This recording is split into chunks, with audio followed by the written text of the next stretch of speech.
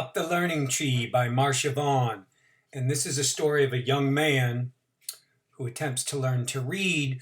And he was a slave, and it was against the law to teach slave children, boys, girls, men, or women, to read and write. Up the Learning Tree by Marcia Vaughn. Illustrated by Derek Blanks. With love and appreciation for Renee Taylor, Jan Smith, Carolyn Buell, John Torgerson, Nancy Alley, Bonnie Campbell Hill, and Lisa Blow.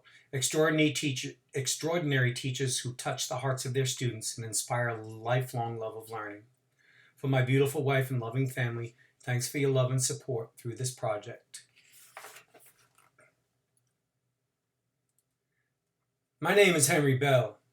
Never been to school myself. Book learning not allowed for slaves. Master Grismore says he'll take an axe to the finger of any slave who touches a book.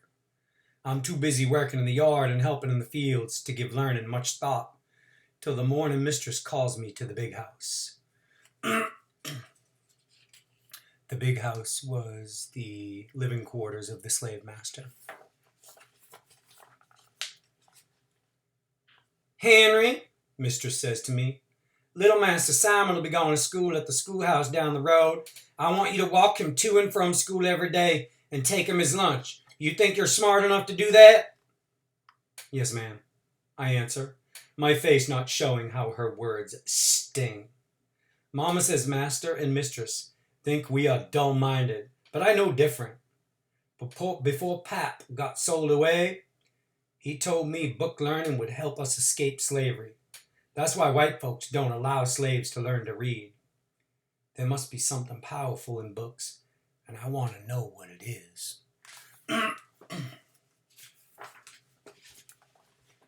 After walking Simon to school the next day, I carry wood to the kitchen for the big house, and I pull weeds along the fence.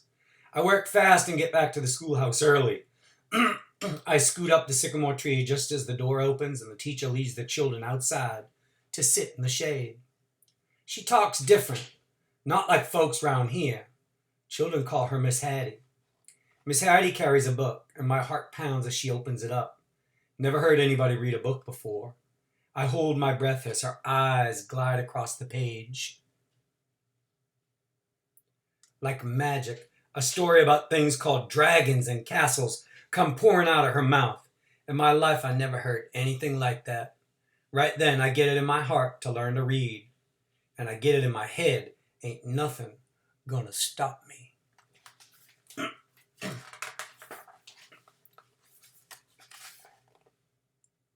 I do my work lickety-split every day after that, and then race to the sycamore tree.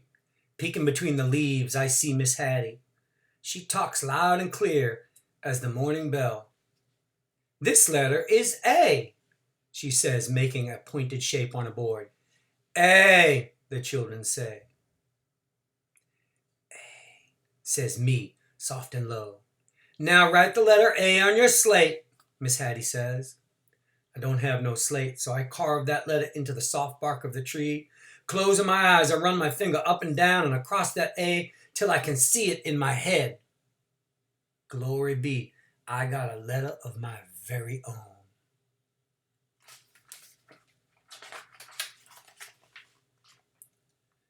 Every day I watch Miss Hattie, and soon I know 5 letters, and then one day she shows the children how to string those letters together. All sudden, like, things began working in my head, and I know exactly what the word those letters are going to make before Miss Hattie even says so. I feel sparks dancing around inside me, like a fire that's been fanned by the wind. I'm leaning just like those school children, and one day sure I'll be able to read a book too.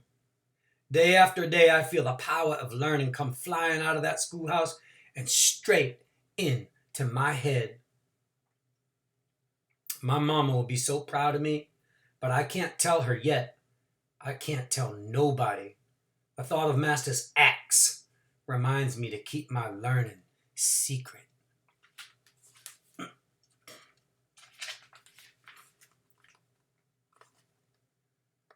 Then cold winter comes blowing in. No leaves on the sycamore tree to hide me now. I got to find some other way to learn. Me and Master Simon, we get along fine. And on the walk home I say, "What you learned today, Master Simon?" Simon's busted his britches to tell me. "I learned to spell big," he boasts. B-I-G. "Mercy me, you sure do spell nice," I say. "Can you spell anything else?" "I can spell pig and dig," Simon says. "I can write them too." Simon snatches up a stick and scratches the words of the road. I lock them in my head. Next day, I carve those words into the branches of the sycamore, and every day Simon teaches me something new. And before long, my tree's got more words than a hoot owl has feathers.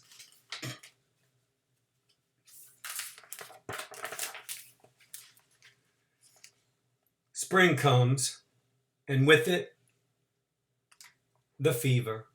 Lots of folks sicken. Some die. My friend Wilfred, who drives the buggy for Mistress, he falls bad sick. And to keep Simon from catching the fever, Mistress says he won't be going to school for a while. My heart sinks like a rock tossed down the well. But then Mistress says Simon will be doing his lessons at home. I'm to carry them to and from school for the teacher to correct. On my way, when I'm certain nobody can see me, I sneak a peek at them lessons, grabbing every scrap of learning I can.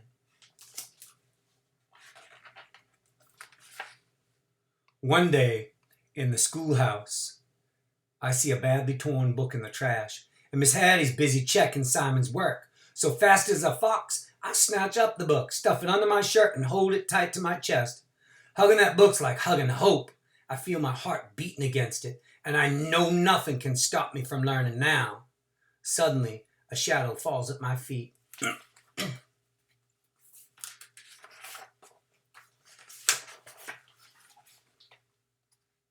"What's your name?" Miss Hattie asks. Henry Bell, ma'am," I mumble. "Henry, what are you aiming to do with that book you got hidden under your shirt?" I take a deep breath. I was going to learn to read, ma'am." "You know Master Grinsmore does not allow his slaves to be educated," she says. "You could be severely punished." "But I got to learn to read, because if I do, then maybe one day I can get myself free."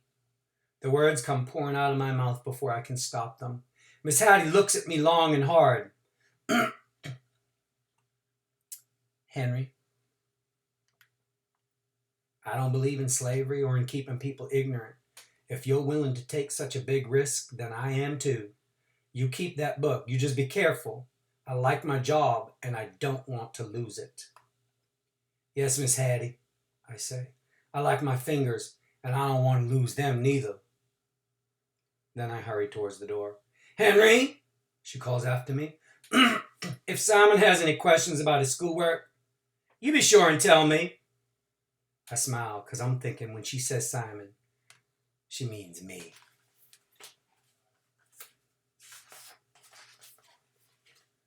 Every afternoon after that, if no one's around, Miss Hattie helps me with my learning. Some days we work on words and letters. Other days she teaches me numbers, and before long I can do sums. "Henry, there's something special I'd like you to see," Miss Hattie tells me one day. She unrolls a large piece of paper covered with strange shapes.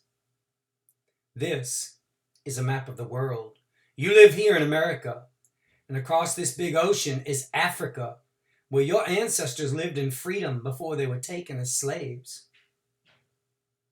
I never knew the world was so big, but I'd heard Mama and Papa talk about Africa. I look at the map for a long time, etching the picture of Africa into my memory.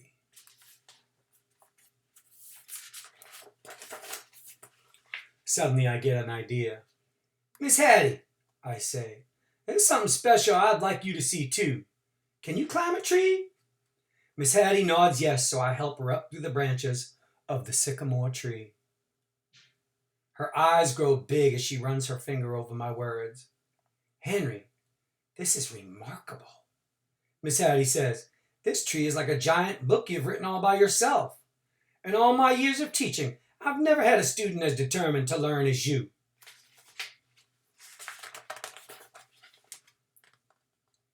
Next day is Friday, and after the children have gone, I go into the schoolhouse with Simon's lesson.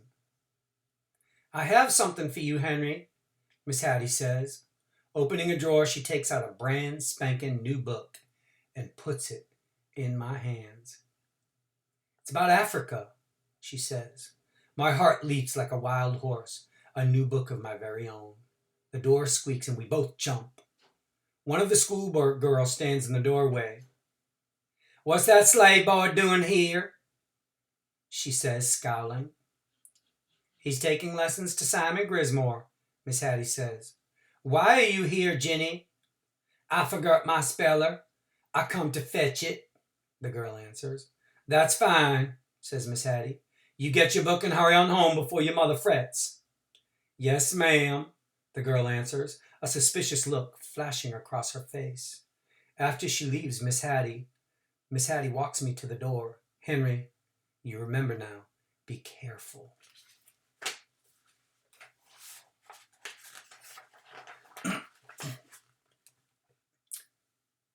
Come Monday afternoon, I'm sitting on a limb in the sycamore turning the pages of my new book, and suddenly I hear rioters coming like thunder up the road.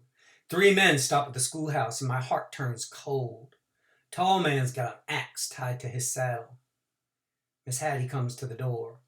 Tall man's only half of his horse when he starts shouting, You no-account troublemaker! My girl says you've been teaching a slave! Miss Hattie throws back her shoulders. I have indeed, she says. The tall man storms right up to her. What's his name?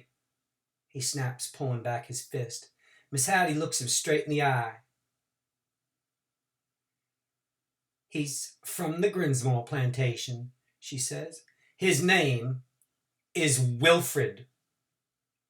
I can't believe my ears. Fever took Wilfred last Saturday. Tall man knows this too. We'll be back tomorrow, he threatens. You better be gone. No telling what might happen if you're not. Then those men ride off as fast as they came. I wait a long time before I climb down the sycamore and slip into the schoolhouse. Miss Hattie's taking things out of her desk. You got to go?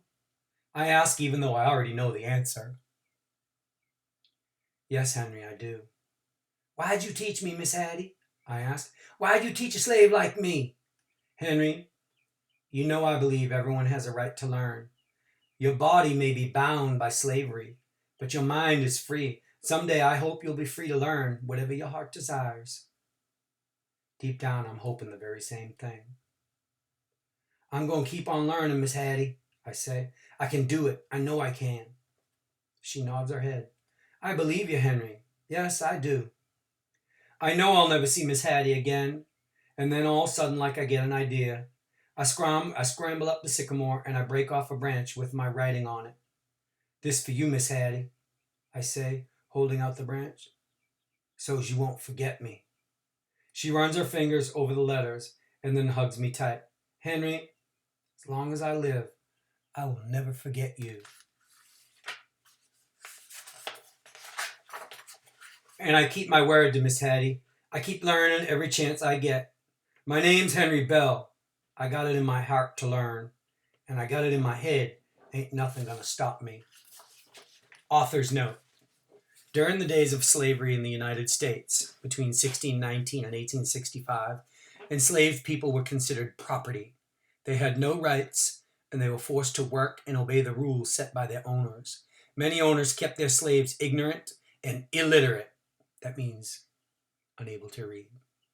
Because they feared that slaves that were able to read would write their own passes to leave the plantation, escape to freedom in the North. The idea for Up the Learning Tree came to me while I was reading the oral histories of former slaves. Even though enslaved people were found with reading or writing materials were severely punished, the desire to learn was strong. Those caught with books, newspapers, or items for writing might be sold off, whipped, or have one or more fingers cut off. Still, learning to read and write was of great importance to those who were enslaved, and they often devised clever ways to go about learning so the owners would not know. I was small in a slavery time, This is a testimony of a former slave. I was small in slavery time and I played with the little white chaps. Once master saw me and some other chaps, white chaps, under a tree playing with letter blocks. They had the ABCs on them and master got awful mad and got off his horse and whipped me good. Milton Marshall is another former slave testimony. They say we get smarter than they was if we learn anything, but we slips around and gets hold of that Webster's old blueback speller, and we hides it till way into night, and then we gets a light, a little pine torch, and studies that spelling book. We learn it too. Being educated helped enslaved people in their quest for self-worth and dignity, while the ability to learn about the outside world helped them in their quest for freedom. In Up the Learning Tree, I wanted to bring the passion for learning to life through the experiences of a young boy who triumphs over serious dangers and obstacles and learns to read and write. Once you learn to read, you will be forever free. Frederick Douglass. The end. Up the Learning Tree by Marcia Vaughn. Hope you enjoyed it. I did.